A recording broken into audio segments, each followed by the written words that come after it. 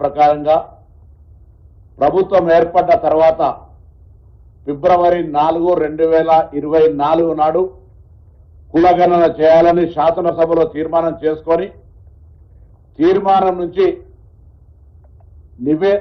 నిర్ణయం నుంచి నివేదిక వరకు మళ్ళీ 2025 ఫిబ్రవరి 4 నాటి వరకు చట్ట రూపంలో చట్టము 3, చట్టము 4 ద్వారా తెలంగాణ విద్యా ఉపాధి అవకాశాలతో పాటుగా స్థానిక సంస్థల్లో 42% ఇవ్వాలనే ఆలోచన ప్రకారంగా రాహుల్ గాంధీ గారి ఆలోచన మేరకు గౌరవ ముఖ్యమంత్రి గారు కేబినెట్ అంతా కూడా కలిసి నిర్ణయం తీసుకుంది. ఆ నిర్ణయాన్ని గౌరవ గవర్నర్ గారు ఆమోదించి గౌరవ రాష్ట్రపతి గారికి పంపినటువంటి అంశం మీ అందరికీ తెలుసు.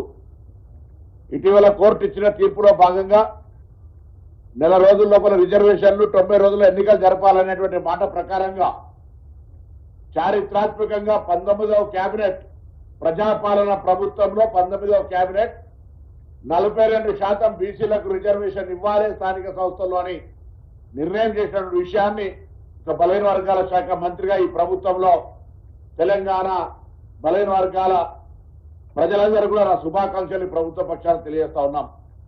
ఈ సందర్భంగా బిల్లులకు ఏ విధంగానైతే శాసనసభలో చట్టాల రూపం జరిగినాయో ఈ ఎన్నికలు కూడా సక్రమంగా జరగడానికి రాజకీయాలకు అతీతంగా మాటలకే పరిమితం కాకుండా రాజకీయ పార్టీలన్నీ కూడా బీసీలకు 42% పట్ల చిత్తశుద్ధితో వ్యవహారం చేయాలని సందర్భంగా కోరుతా ఉన్నాం.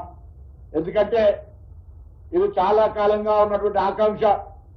రాహుల్ గాంధీ గారు భారత్ జోడో యాత్ర సందర్భంగా ఉన్నటువంటి అసమానతలను గమనించి జిత్తున ఆబాదీ ఉత్న ఇచ్చేదారి అని చెప్పి స్లోగన్ తీసుకొని ఇలా ముందుకు పోయే సందర్భంలో తెలంగాణ కాంగ్రెస్ ప్రజాపాలన ప్రభుత్వ రోల్ మోడల్ గా ఈ నిర్ణయాన్ని తీసుకొని ఎంపెరికల్ డాటా అనేక కోర్టుల్లో కూడా అనేక సందర్భాల్లో ఆయా స్థానిక పరిస్థితులను పట్టుకొని రిజర్వేషన్లను పెంచుకోవచ్చు అనేటువంటి వాటి ఆలోచనతో ఇప్పుడే పెద్దలు పొంగులేటి శ్రీనివాసరెడ్డి గారు చెప్పినట్టుగా ఈరోజు న్యాయపరమైనటువంటి సలహాలకు సంబంధించి కేబినెట్ లోకి ఏజీ గారిని కూడా ఆహ్వానించుకొని అన్ని రకాల కులంకషంగా చర్చ చేసి ఒక గొప్ప చారిత్రాత్మక నిర్ణయం తీసుకుంది ఇలా కేబినెట్. ఇలా ఈ కేబినెట్ అందరికీ కూడా ధన్యవాదాలు తెలియజేస్తా ఉన్నాం. అదేవిధంగా ఈ బలహీన వర్గాలకు సంబంధించినటువంటి అంశంతో పాటుగా తెలంగాణ ప్రభుత్వం పక్షాన రాష్ట్ర ప్రభుత్వం గతంలో మనం ఉద్యోగం కూడా నిధులు నియామకాల కోసం కానీ నోటీసులకే పరిమితమైనటువంటి పరిస్థితులలో తెలంగాణ ప్రజాపాలన ప్రభుత్వం అధికారంలోకి వచ్చిన తర్వాత ఇప్పటి వరకు 60,000 ఉద్యోగాలను నింపడం జరిగింది ప్రభుత్వం. దాంతో పాటుగా కేటగిరీషన్ కు సంబంధించి ఇష్యూ ఉండడం వల్ల కొంత జాప్యమైనప్పటికీ కూడా దాదాపు 17,000 చిల్లర ఉద్యోగాలకు సంబంధించినటువంటి నోటిఫికేషన్లకు జాబ్ క్యాలెండర్ సిద్ధంగా ఉంది.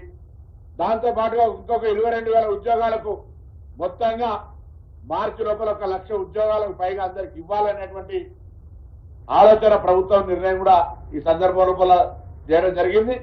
దాంతో పాటుగా రాష్ట్రంలో పనిచేస్తున్న ప్రతి ఉద్యోగి పట్ల గతంలో ఉద్యోగ సంఘాలతో చర్చ జరిగిన సందర్భంగా కావచ్చు బయట రకరకాలుగా వివిధ హోదాల్లో ఉన్నటువంటి వాళ్ళందరూ కూడా స్ట్రీమ్లైన్ చేయాలనేటువంటి దాని కొరకు ఒక ఆఫీసర్స్ కమిటీ చేసి కూడా అంత స్ట్రీమ్లైన్ చేసే నిర్ణయం తీసుకోవడం జరిగింది.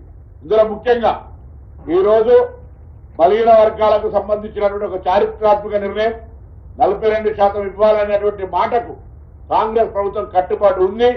దీన్ని సాఫీగా ఎన్నికలు జరిగే విధంగా అందరూ కూడా సహకరించాలని ఒక బలహీన వర్గాల రాష్ట్ర మంత్రిగా ఈ సందర్భంగా కోరుతా ఉన్నారు. పెద్దలు శ్రీహరి ముదిరాజు గారు.